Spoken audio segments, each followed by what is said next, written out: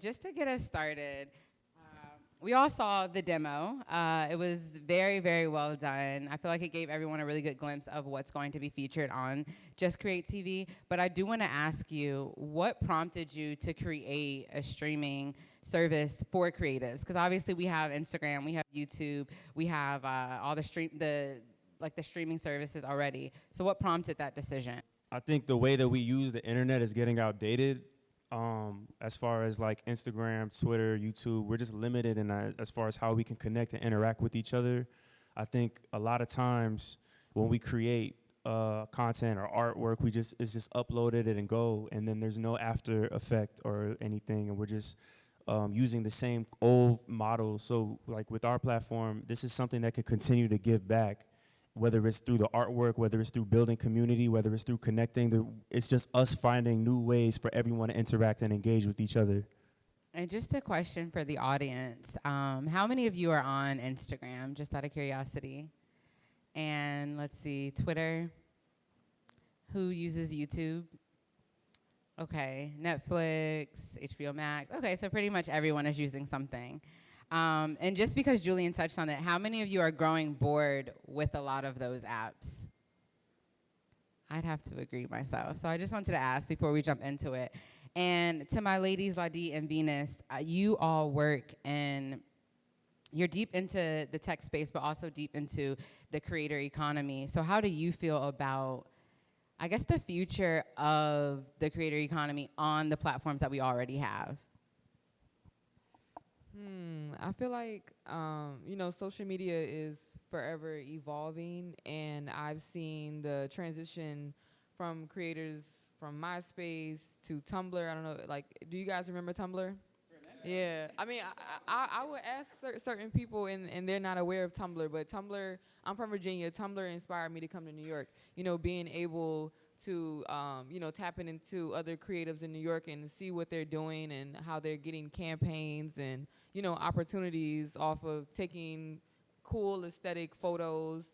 That was very inspiring to me. Then Instagram came, and Instagram first started on iPhone. Then it finally expanded to Android, which gave more people access.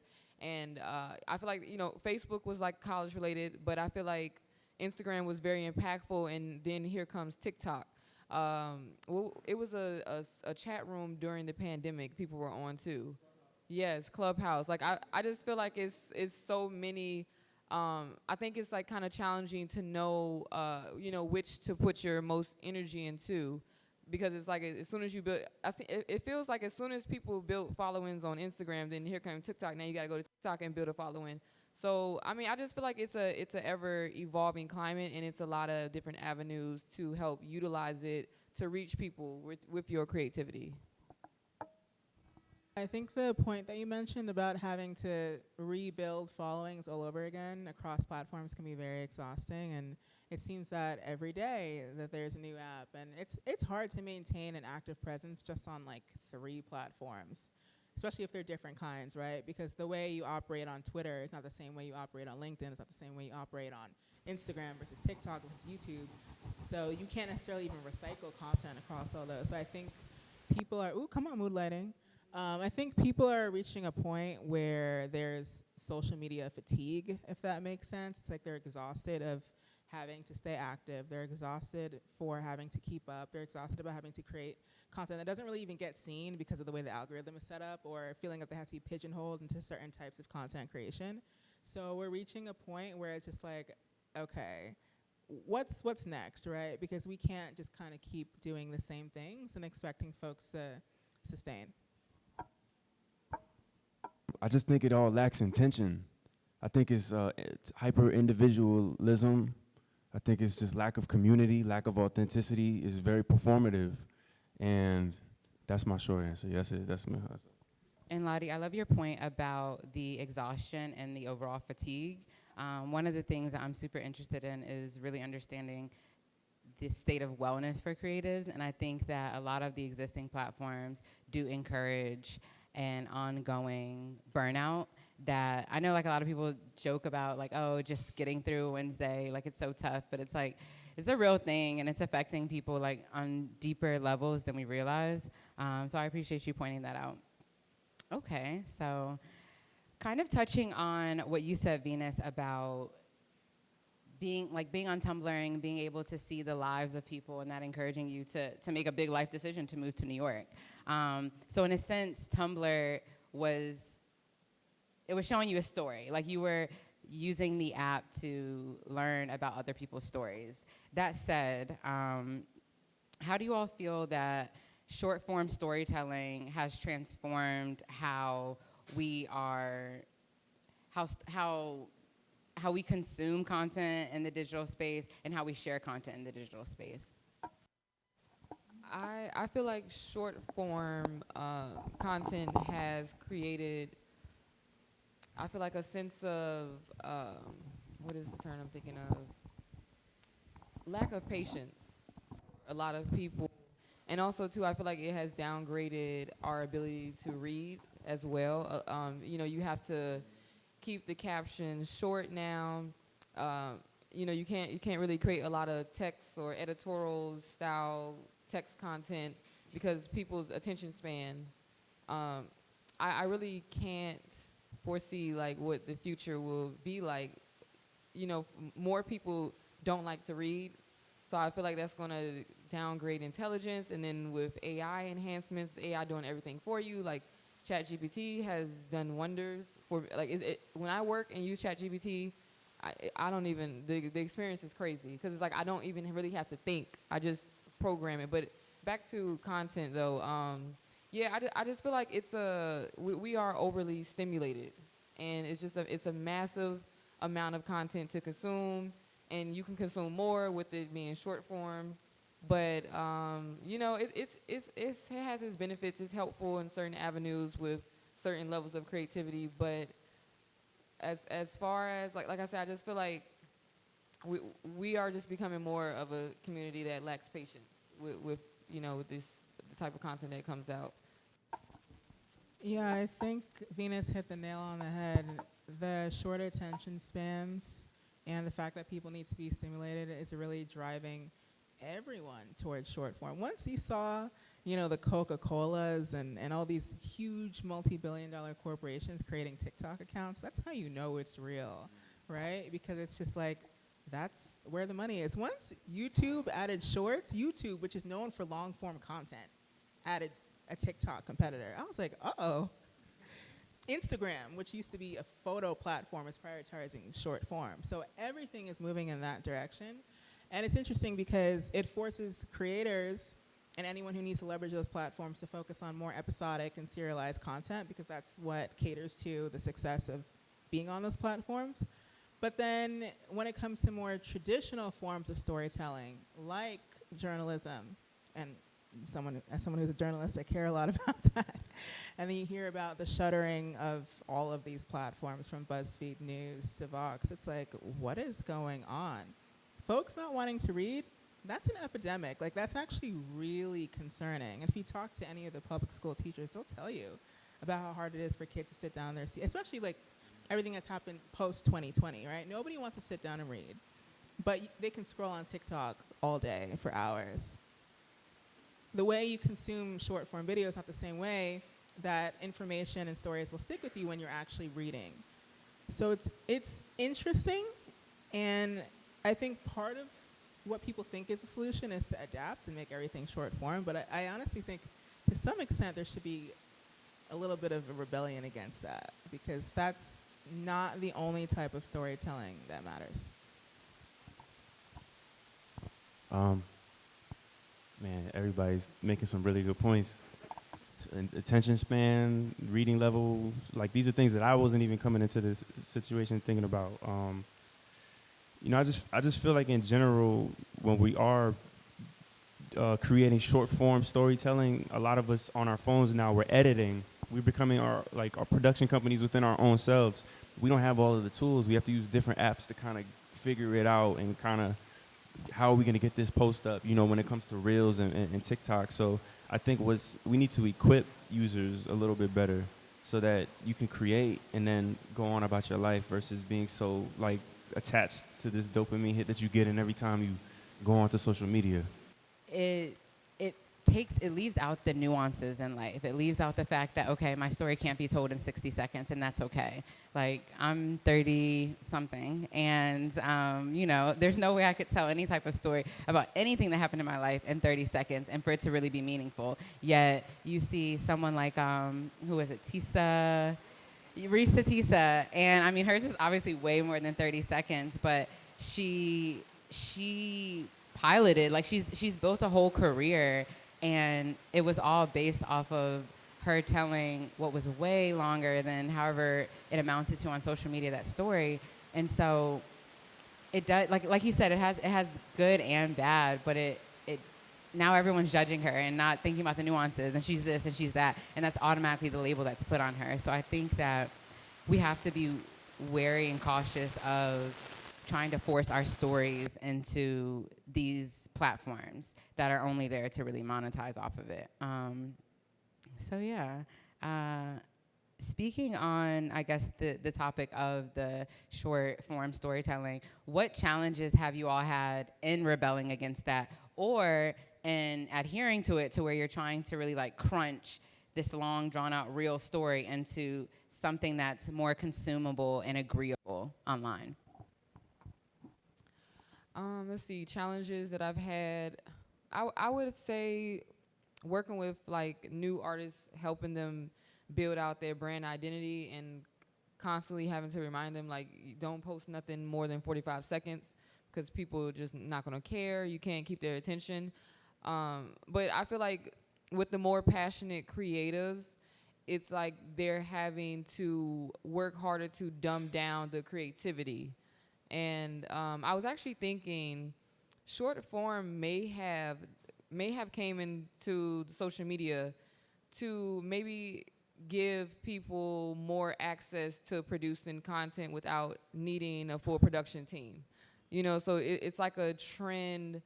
A lot of these trends, I feel like they all tie back into like creating the perfect consumer, or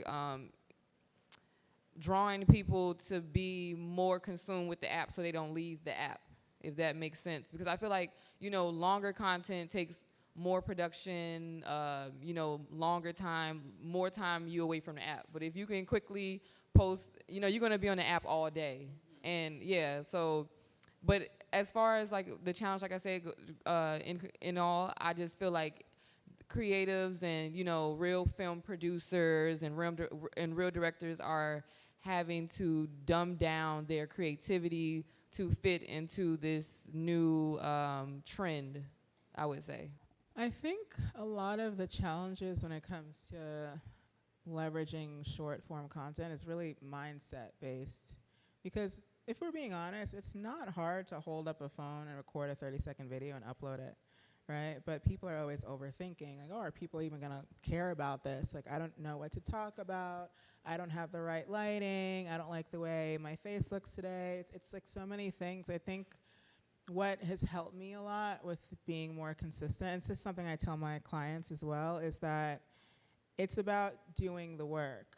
You can't control the results. We don't know what the algorithm's going to do that day. We don't know what's going to be trending at the same time as when you post your video. We don't know this, that, and the third, right? It's like you don't really have that much of control over the response, but you do have control over what you do, and that's to create the content and to post it as often as you see fit. Testing. Okay, we're good. Okay. I think the biggest challenge that I face is, it's just being an artist. Like, I feel like I always have to post, and I think that's everybody's issue with it. It's just like, all right, I need to post. Like, before TikTok, there was never the idea of, oh, we have to make TikToks, and now TikTok exists. Now you got a TikTok to be TikTok. It's like, all right, what's next? You know what I mean? It's only going to become more and more, and what we're doing is like these platforms are just, like Venus said, is like these platforms are just using us to generate content for them. We don't own the data.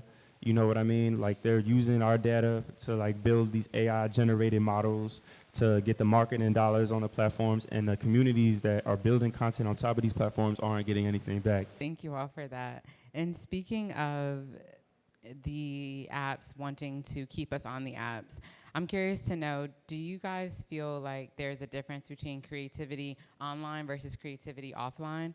And my main reason for asking that is because I know I've observed that like digital creativity and online content per se, it promotes extreme behavior that would not work in real life. So again, the question is just like, do you think that there's a difference between online creativity and offline creativity? Yeah, I definitely agree. There's a difference. I feel like, I mean, I'm like, as much as I'm into technology, like I'm into this current experience of reconnecting with nature. That's what I'm all about. Like I make sure I take breaks. I make sure I go outside and sit next to a tree. So, but the feeling that I have creatively from being in the environment or being in the sun is a different feeling when I'm constantly on my screen. It's like sometimes my eyes burn, you know, having to be on my phone for hours. It's a disconnect.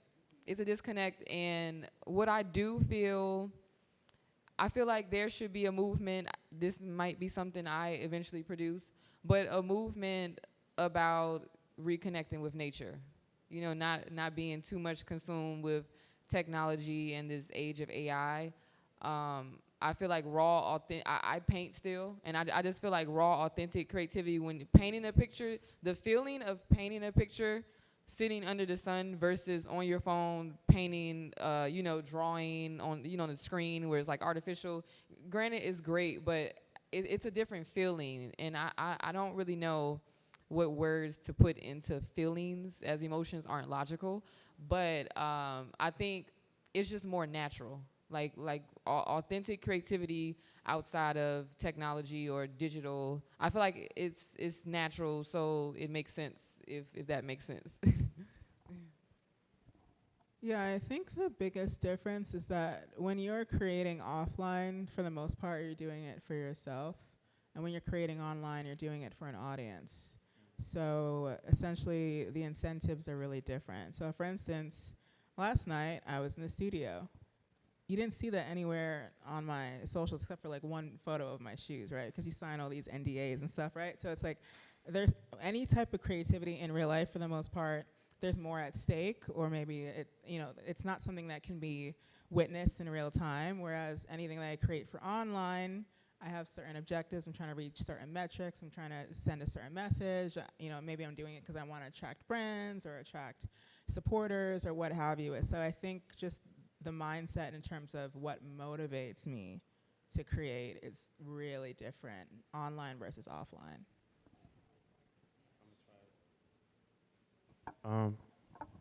I think what it is like, I follow a lot. We follow each other on this. A lot of us follow each other, and sometimes we see each other outside, and the engagement is different. The interaction is different. You ever get that? You ever see somebody be like, "Oh, I followed this person for years, and when I seen them in real life, they were weird." It's like, you know what I'm saying? It's like we're kind of living and coexisting in this space, whether we believe it or not, whether we want to accept it or not. Like we see each other every day. Like I've been seeing you for 10 plus years, growing up and evolving. Venus, I just recently connected with, but like me and her, like, we snowboard. It's like we have similar interests. There's things that we all connect with. We all like vibe offline, but also online, but it's still the same community. I think that's very interesting for us to all probably sit with and think about outside of this. I know, Julian, you just mentioned the community aspect of creating in real time and creating in real life. Now, again, I already mentioned I'm not a super techie. I would like to be because I know that I benefit from it. But that said, one thing I realized is that the anonymity and kind of like the elusiveness of Web3 and the tech space can be very intimidating for a lot of people. And so what are some words of advice or kind of just like assurance can you give to people that are thinking about entering this space? Well, we're all in this space, but that are thinking about just doing more in this space. I would say, so if I would say for those like around my age group, because I meet a lot of people around my age or younger who feel out the loop. But I think we should remind ourselves that we've been using this. Like even with AI, like I forgot. It was a platform, Audimoto or something like that, back in middle school, which was an AI generated video creator. I feel like media and advertising is confusing and misleading us as if this is something new. But it's like you have to remind yourself that you've been doing this for a long time. Like even those that are looking to get into avenues of like coding, think about how you were coding on MySpace back in middle school or high school, you know? So I think that the advertisement, even with NFTs, like the whole NFT boom, like we've been using digital assets. You know what I'm saying? Like I think the marketing is confusing people as if this is something new because they're looking for people to jump on the hype and spin and not really analyze or feel disconnected from knowing that they've already been using this. It's just a new term, a new name for it. But yeah, as far as advice, like I think we are all experts. I know in kindergarten, I started on computers. I think you have to remind yourself that you are an expert of technology and that, you know, you are in control of the technology, not the technology. We created technology. The technology is another level of our intelligence, but it's not on our level of intelligence because we also, too, have emotions, which makes us even more unique and more complex as humans. And I seen a quote recently that said, we are the technology that we're looking for. Starting off, like we look for technology to give so much answers, and you know, but we are the technology that we're looking for. I love that. It's so poetic, and I think that's a really great point. That technology technically can't really create anything. It's an extension of the human conscience collectively, right? So like even with AI, that's all been trained on everything that's ever been created in human existence, and that's something to keep in mind. And as far as skepticism goes, completely understand. I think a lot of what happens in these more niche spaces like Web3, it can feel like super weird and unsafe. And I think because to a degree, there is some truth there, right? So one of the common acronyms in Web3 is DYOR, which is do your own research. And this is true for really everything, but it's just we're in a time where the scams are reaching whole new levels across the board, right? So someone had done a deep fake, I think of like Jason Tatum, and it looked like it was really him speaking after a game, and the amount of people, even Pusha T fell for it, right? So like you have these huge, you know, public figures in the culture, and then the masses who can't tell when something is AI. Have you guys seen that photo of the Pope in like the Montclair? And everyone is like, is that real? So, and the technology is only becoming more and more sophisticated. So it's going to get to a point where if there's not like a flag on something, and a lot of these platforms are now doing that, Meta, X, formerly known as Twitter, like they're flagging things as AI generated, even LinkedIn, because it's getting to a point where you can't always tell. So I understand why there's an apprehension and there's a lack of trust, because why should you trust any of these platforms, right? Because really the whole point is that they want to acquire users so they can make more money, so they can please their investors, and then they can re-up and create more things to be able to also sell our data for. So I get it entirely. But I think what's important is, you guys have heard the phrase, if you can't beat them, join them. And in terms of this, it's about recognizing how can I leverage these tools for myself and for my business, because that's what it comes down to, right? So for me as a journalist, I abuse the Grammarly plugin. Grammarly is AI, right? Being able to find errors and tell me you should phrase this like this, that's all AI, and I use it every day unabashedly because it helps me to do my job. So if you're able to find tools that you can use to help you work more quickly or make more money or be more productive, use them, right? So as long as they're used in such a way that can be as ethical as possible, 'cause that's really one of the number one concerns, right? It's like, you know, between, in whatever way blockchain might affect people's livelihood in terms of the environment or what have you, or the way AI can affect the fact that it's essentially scraping, which is low-key like stealing information to be able to train itself. It's like, okay, how can you spin that and use it in a way that's actually beneficial to you and then to the world at large?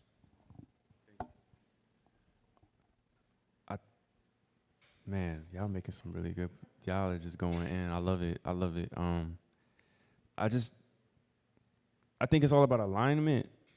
You know, everything working in our favor. Like, you know, us having it. You know, like you mentioned, like AI being able to, like Grammarly. That's a great plugin. I use ChatGPT as well, but from like a production standpoint, it's like, you know, having everything lined up, ready to go, and kind of like fast tracking the process, like from like shot listing, storyboarding, you know, and just being able to go from pre-production to post-production really fast, like enhancing us as creators and artists. And like we've been saying, using the tech, like Venus touched on, like us using the technology and not like having the technology use us. That's what I think will bring in the next like wave of people feeling comforted in that idea of it being there for them and not it being against us. And Lottie, I love the acronym, the do your own research, because that is something that I feel like people have just gone so far away from. Like, I know people joke, like, don't ask me anything you can Google, which it's not a huge thing for me, 'cause that's just having conversation with someone.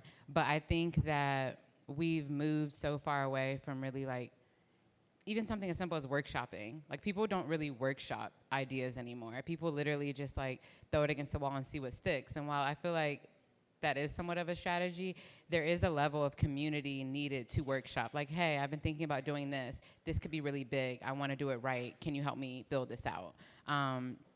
So speaking on that, how us knowing, okay, the spaces we're already in online are not safe spaces. There are no safe spaces online.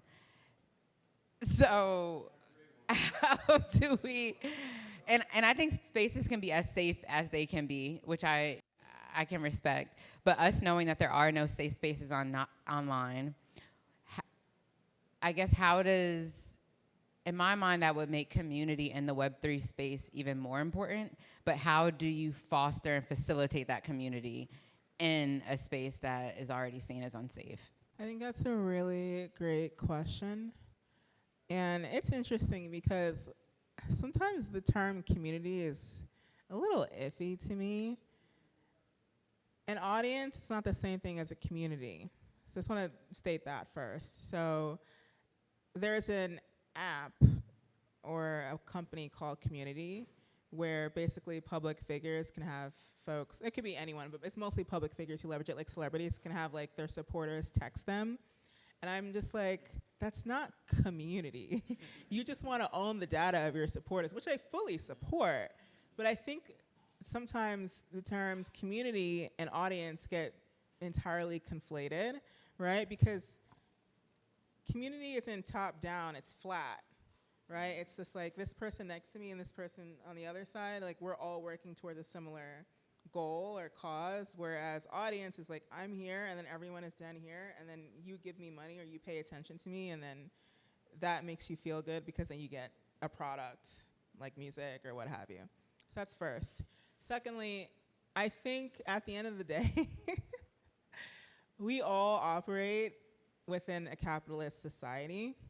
So that can also muddy the waters of what people are trying to create, even within communities. So Black Lives Matter, that was supposed to be a community. What that really was, look it up, right? So it's like we all thought we were working towards a common goal to ensure that really all lives are protected, but with a focus on what was happening to Black people in America. And then it turned into helping 2 people be able to buy mansions and a bunch of other stuff. So, and these are things that also happen within Web3. So I don't want people to think that, oh, like within these niche spaces, like community is necessarily safer. Not necessarily. Because there's something in Web3 called DAOs, which are decentralized autonomous organizations, which are supposed to be communities. And a lot of these companies were essentially S-corps that were masked as DAOs that raised millions of dollars.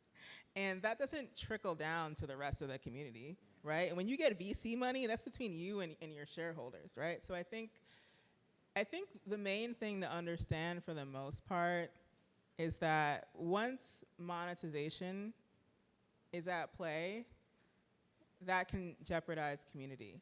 So just kind of determine, would I be around this person if there was nothing to gain financially, And then that makes you think of, okay, even me as a creative in like my little circles, I don't know. I don't even think I answered the question. I think I created more questions for you to ask yourselves, but that's how I feel about it. I think community is really like friends and family and neighbors and comrades, where regardless of what y'all were doing for work, you would stick together.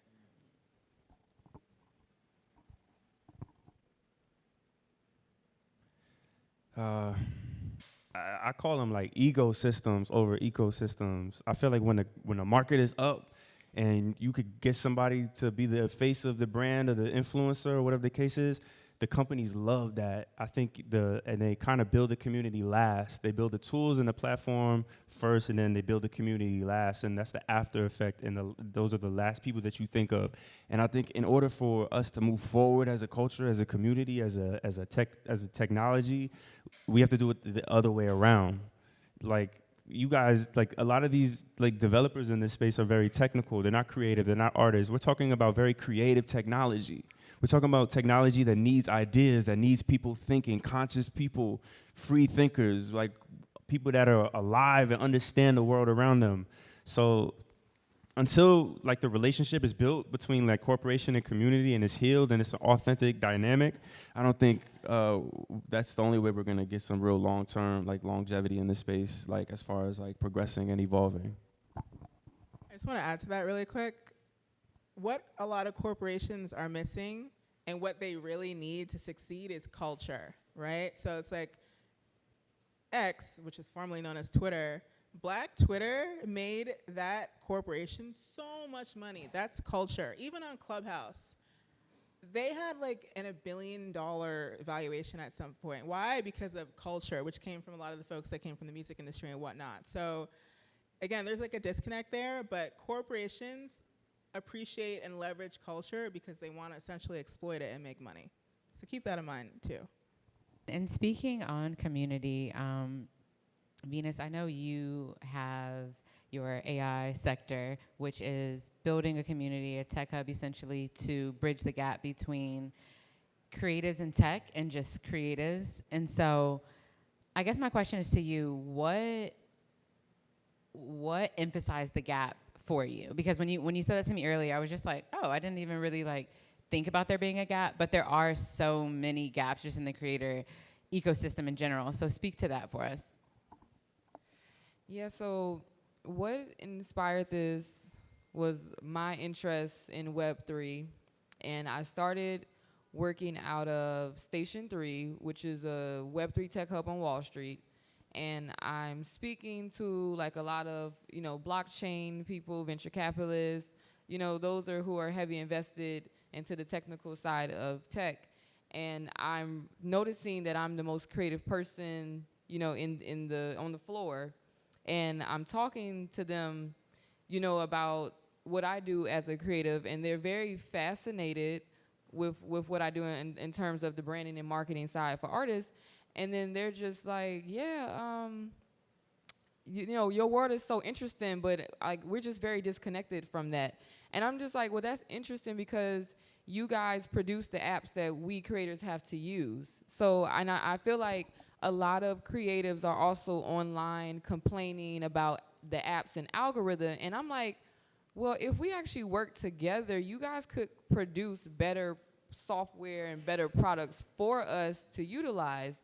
And so then so say if I'm at a record label, I'm often at Atlantic, and I'm talking to the marketing team and the creative team, and I'm like, getting their insight, like, what do you guys think about, the Web3 space? And, a lot of them like, yeah, we're not thinking about that.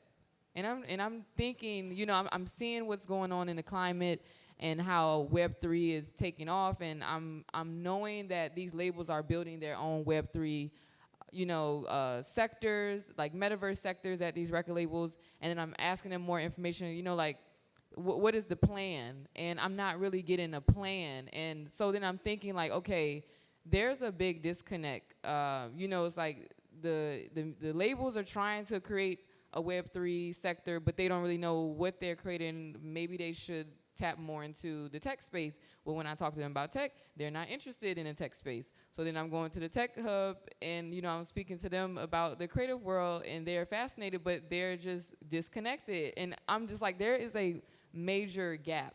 There's a major gap. And that's really what inspired AI Sector. And I forgot to mention too, so I utilize LinkedIn a lot, and I see a lot of tech companies on LinkedIn looking for content creators, social media managers, but they don't know where to find them.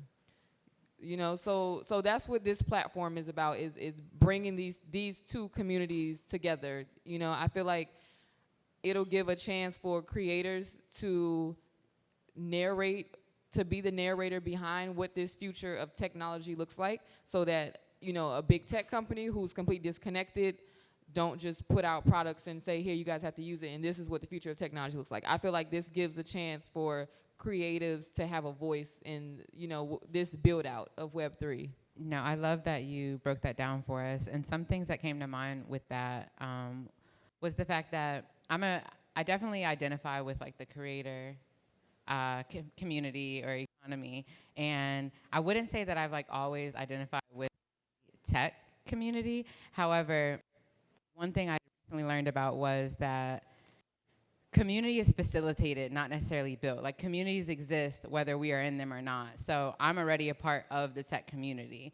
And it's just a matter of, like you said, bridging the gap, so someone to facilitate it. So I think, whether I identify with it or not, having the resources, the language, the narrative to make it clear, like, well, you are a part of this community, and this is what I think you should be doing or following, or here are some resources to help you better move through it.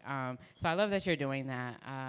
I appreciate that. And that actually leads us into Just Create once again, because essentially you are bringing both creatives and tech into one space.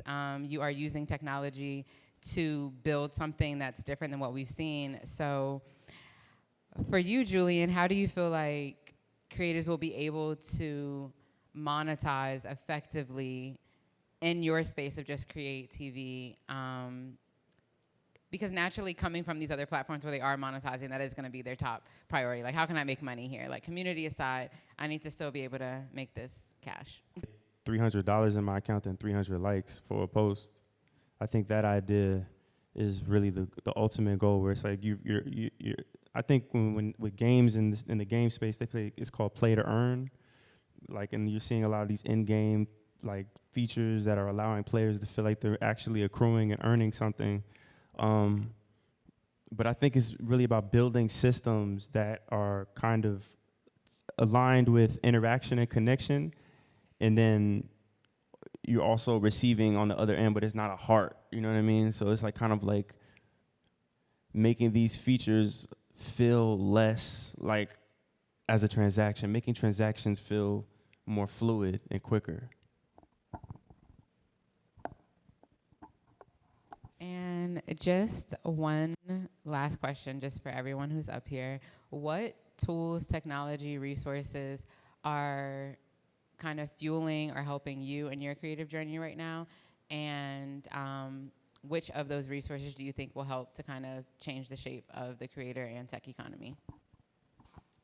Okay, I would say my top 3 day-to-day tools would be Canva, ChatGPT, and MailChimp.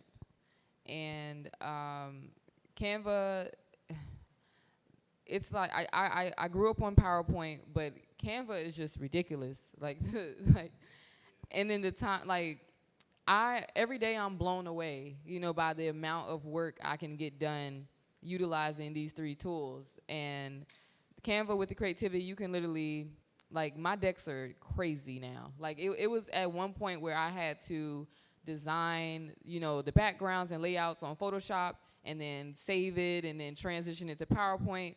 But now it's like you can just type in, hey, I want to make a creative media dinner deck. And it's another application, I can't think of the name, where you can literally write a paragraph description once you want, and it'll just build the whole thing out within seconds. Now that one, I like to be more involved in my creative process of what my decks looks like, but I wish I could think of the name of it. But yeah, the AI is killing it, and I think the standpoint should always continue to be, versus the idea of it using you or controlling you. It's like you have to think about how you can utilize it in so many different areas. I'm sorry, I forgot. I think I came up. What was the question? Yeah, that was right. You said the tools that are helping you. And Oh. will change the table. Oh, what is going to change the game? I feel like the most is ChatGPT, and then you have Perplexia.ai, which is also a great tool. But